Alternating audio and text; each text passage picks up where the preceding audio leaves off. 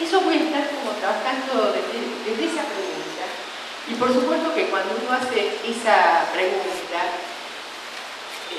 las exploraciones, los intentos de comprensión sobre la pregunta son incómodos, ¿no? Y no pueden ser simples.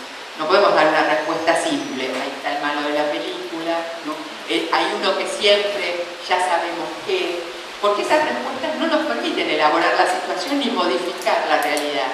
Hay unas cosas más oscuras, más profundas, sobre las que ya anticipo, no es que podemos operar así directamente. Esto me parece que es algo que también hay que admitir.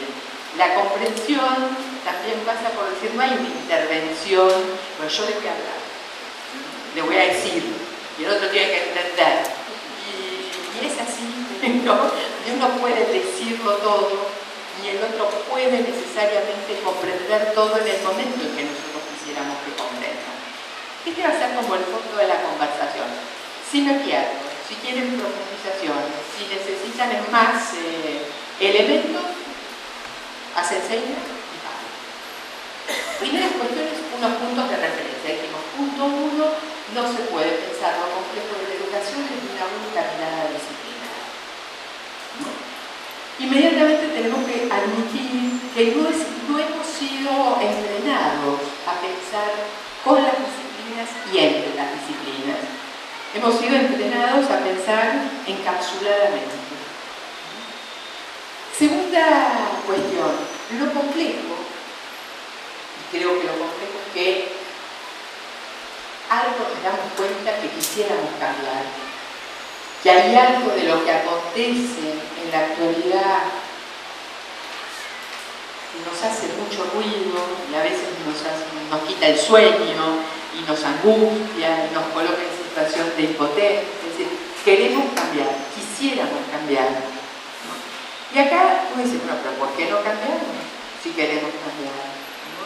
Es que cambiar, a veces lo pensamos en términos de unas cosas que habría que aprender para volver nosotros, ¿no? Es decir, si yo quiero cambiar tengo que aprender otra cosa. Y cuando decimos esto, que no es mentira, omitimos o ponemos menos el acento en lo que hace falta para poder aprender otras cosas, que es desaprender los modos que tenemos de hacer. No sé si logro ser clara. Es decir, ponemos el acento en hay que aprender algo, de un modo nuevo, original, distinto. Pero no nos detenemos a pensar que tenemos que desaprender unos modos que se nos han internalizado, que se nos han incrustado, que son efectos de nuestras propias biografías escolares. Entonces decimos, hay que aprender, por el momento desaprendamos. Por el momento desaprendamos. Tenemos que desacostumbrarnos, deshabituarnos y empezar a cuestionar lo que damos por cierto.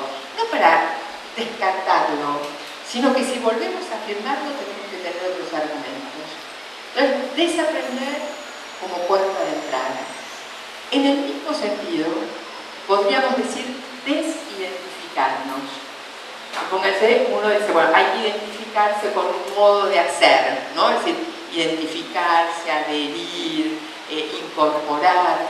Pero para poder identificarse con otros modos, tenemos que poder desidentificarnos con los rasgos identitarios que también tienen mucha historia. ¿Logro ser clara en lo que estoy diciendo?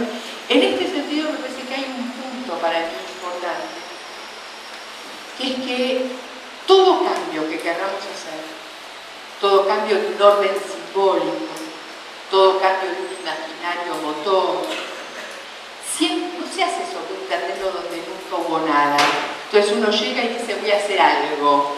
Uno lo hace sobre las ruinas del orden simbólico anterior.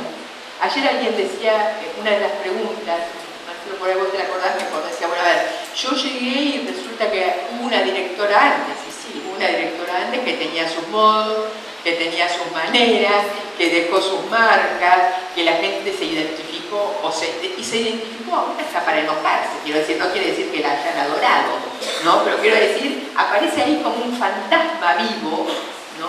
Que obstaculiza algo. Les digo, unos sedimentos. Yo no los voy a tomar en términos de una escuela u otra escuela, ni siquiera de esa escuela que mencionó la cuestión, ¿no?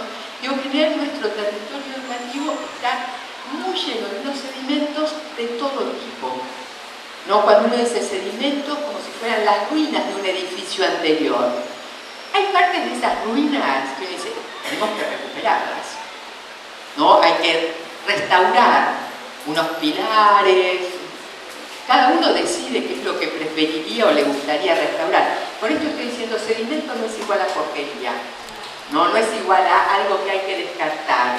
También estoy diciendo no que haya sido antes, que lo llamemos viejo o lo llamemos antiguo, no lo coloca en la situación de descartable, que es también una tentación que hemos tenido de a rato. Bueno, se decía hace 20 años, bueno, tirémoslo a la basura. A ver, antes de tirarlo a la basura, veamos cuál era el sentido. No es decir, hay muchas cosas que pasaron hace siglos que siguen dando a pensar, no es porque pasaron hace siglos que hay que renegar de ellos. Entonces, ¿cómo? Que hacen base, exactamente, que son pilares, bien. Perfecto.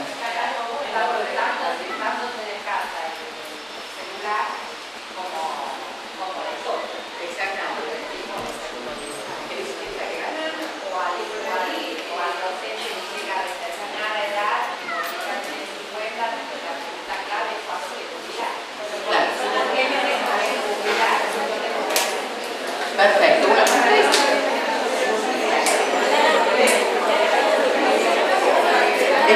porque si no ustedes no se escuchan a ustedes mismos, entonces se las pierden.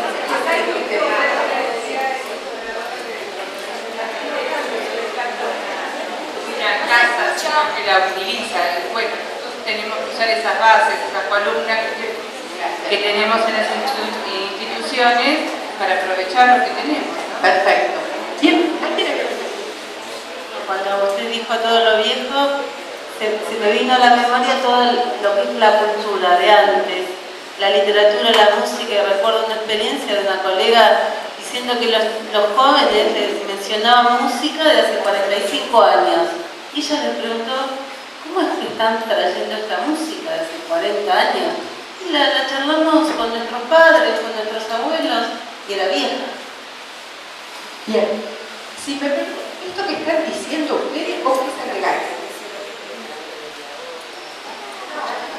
Simplemente quería complementar lo que dije. Es contradictorio, creo que nos estamos contradiciendo, porque por un lado rescatamos lo histórico, lo viejo, lo de hace unos años atrás. Pero por otro lado, decía yo, en docencia, al cumplir 50, la pregunta obligada es ¿cuándo te jubilás? Cuando tenés un montón de experiencia para transmitírsela al que llega fresquito y que le falta justamente mucho, que tiene mucho por andar. ¿Viste? Entonces nos contradecimos. Bueno, la cuestión de la contradicción o de... A ver, pongámoslo en términos más de ambigüedad, no porque no haya contradicciones, vos tenés razón que hay contradicciones, pero digamos que habría que admitir que frente a la realidad, todo sujeto tiene ambigüedades, ¿no? Es decir, nosotros tenemos como un ideal, ¿no? Es decir, sin ambigüedad, sin contradicción, ¿no? Con total certeza. Es una negación de lo que es el sujeto. El sujeto nunca es total certeza, no es sin contradicciones y no es sin ambigüedad. Pero esperen porque me voy a olvidar. Bueno, hay unos autores que vienen de la filosofía política de la educación. Yo se los pongo, no porque se los... Si les aburre que se los cuente, yo se los cuento porque me parece que... Bueno, uno de ellos se llama Gaucher, la otra se llama Otavi. Bueno, hay varios. Ellos dicen que si ellos tuvieran filosóficamente que explicar la crisis de la educación, no están pensando en la Argentina, ni en la provincia de Buenos Aires, ni en la escuela 34, ni en la escuela rural, con maestro director a cargo de todo. Están pensando en la educación en general. Ellos dicen, parte de la crisis se podría explicar por qué hemos perdido, extraviado o renunciado a la discusión con la tradición. No dicen hay que ser nostálgicos de la tradición, no dicen hay que conservar la tradición. No sé si logro observar en este matiz. Dicen, lo que pasa es que uno no puede sostenerse si no está contra la tradición en los dobles sentidos. Me viene bárbaro perfeccionado. Yo estoy contra la columna. Este contra me permite a mí estar apoyada. Porque tengo este sostén, también puedo ir en contra de aquello que quiero discutir. Ellos dicen, cuando uno pierde el diálogo con la tradición, la educación entra en crisis porque finalmente, y es una ecuación que si yo la tuviera que explicar totalmente, no sé si podría. Ellos hacen una relación que es la siguiente. Ellos dicen, cuando uno pierde el diálogo con la tradición, pierde la legitimidad de la anticipación. ¿Se entiende lo que dice? Si yo renuncio a esto, si yo trato de decir no hay columna, no solamente se me cae el edificio, sino que además no tengo de dónde ir para adelante, sino tengo de dónde justificar lo que quiero hacer presente de un futuro aún ausente. Entonces ellos dicen, para nosotros la crisis tiene estas dos cuestiones asociadas: la pérdida del diálogo con la tradición, y esta pérdida trae o conlleva la deslegitimidad de la anticipación.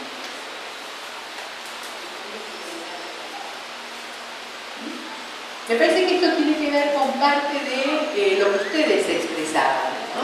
Y quiero ser muy clara, no se trata de adoptar una posición nostálgica restauradora, ¿no? Una posición retroversiva del cambio, hubiéramos dicho hace muchos años, es decir, vamos a cambiar para volver a instalar lo que ya estaba. Porque lo que ya estaba en la educación nunca fue, oh, wow, no es que desde que hay escuelas tenemos algunos problemas, confesémoslo. No tuvieron tanta prensa, no tuvieron tanta extensión, por ahí no tenían tanta dramaticidad. Pero desde que aparecieron las escuelas, aparecieron las críticas a las escuelas como a toda gesta del humano, ¿no? El concepto de perfecto, acabado, definitivo, no son conceptos que uno pueda aplicar a las obras de los hombres. ¿No? Es decir, siempre en la tarea de educar hay algo que uno sabe que uno no lo logrará todo, no totalmente, no definitivamente, porque es algo que va pasando. Y al momento que va pasando nos obliga a recomenzar, a repensar, a reinaugurar. Por eso yo rescato el concepto del oficio.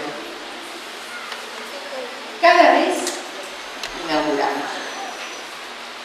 Cada vez, cada encuentro es algo del orden de lo inédito, a menos que yo lo burocratice, a menos que yo lo ritualice, a menos que yo, digamos, quiera desconocer que cada sujeto es otro sujeto, que cada grupo es otro grupo, ¿no? Entonces, cuando uno pasa a decir, bueno, no es lo mismo de siempre, no puede ser lo mismo de siempre si hay otros ahí, y si yo también estoy ahí, porque yo no soy nunca la misma de siempre, ¿no? Es como si uno hubiera congelado algo que en realidad transcurre.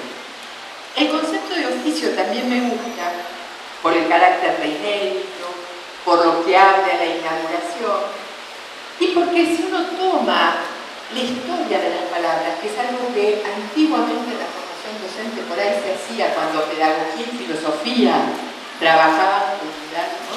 Las palabras arrastran los sedimentos de su historia, ¿no? Es decir, tienen ahí como un recoveco, como un sótano las palabras, donde van quedando sentidos de distintos tiempos y de distintas traducciones. Ahora, la palabra oficio es una palabra que vendría como a pacificar un territorio, porque cuando uno recupera el origen de la palabra oficio es aquella que expresa el punto donde estar siendo y praxis diluyen sus fronteras y se confunden. Uno es lo que hace y uno hace lo que es. Logro sacar, que nosotros tenemos esa misma teoría práctica, es esto, lo otro. Si siempre estamos tratando de que sean dos cosas distintas que nos ponen en una tensión casi dilemática. La palabra oficio, en su origen etimológico, reúne las dos cosas.